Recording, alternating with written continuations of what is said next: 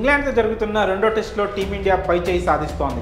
యశస్వి జైస్వాల్ అద్భుత పోరాటంతో టీమిండియా తొలి ఇన్నింగ్స్లో 396 పరుగుల భారీ స్కోర్ చేసింది. ఆ తర్వాత తొలి ఇన్నింగ్స్కు దిగిన ఇంగ్లాండ్కు team India speed star Jasprit Bumrah చుక్కలు చూపించాడు. తొలి మ్యాచ్ ఓటమి బాధనంతా ఇంగ్లాండ్ బ్యాటర్లపై తీర్చుకున్నట్లు కనిపించాడు. తొలి మ్యాచ్లో అద్భుత ఇన్నింగ్స్తో టీమిండియా ఓటమికి కారణమైన ఓలీ పోప్ను బుమ్రా చాలా దారుణంగా అవుట్ చేశాడు. కిల్లింగ్ యార్కర్ వేస్తే పోప్ వద్ద దానికి బదులే లేకుండా పోయింది.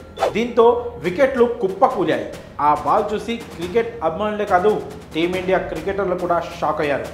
ఒకవైపు బుమ్రా వికెట్లతో చెలరేగుతుంటే మరోవైపు ఫీల్డింగ్లో ఏమాత్రం తేడా రాకుండా చూసుకోవడానికి టీమిండియా కెప్టెన్ రోహిత్ శర్మ పచ్చి బూతులతో రెచ్చిపోయాడు.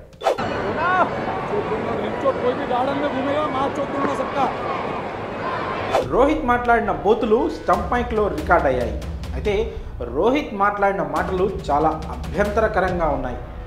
గ్రౌండ్లో క్రికెటర్లు ఇలా మాట్లాడతారా అంటూ నెటిజన్లు సైతం షాక్ అవుతున్నారు.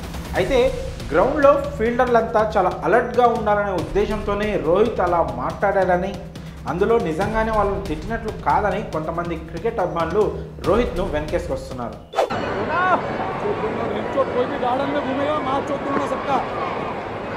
ప్రస్తుతం రోహిత్ బూతులు మాట్లాడిన వీడియో సోషల్ మీడియాలో వైరల్గా మారింది. మరి మ్యాచ్లో రోహిత్ ఈ విధంగా బూతులతో రెచ్చిపోవడంపై మీ అభిప్రాయాన్ని కామెంట్స్ రూపంలో తెలియజేయండి.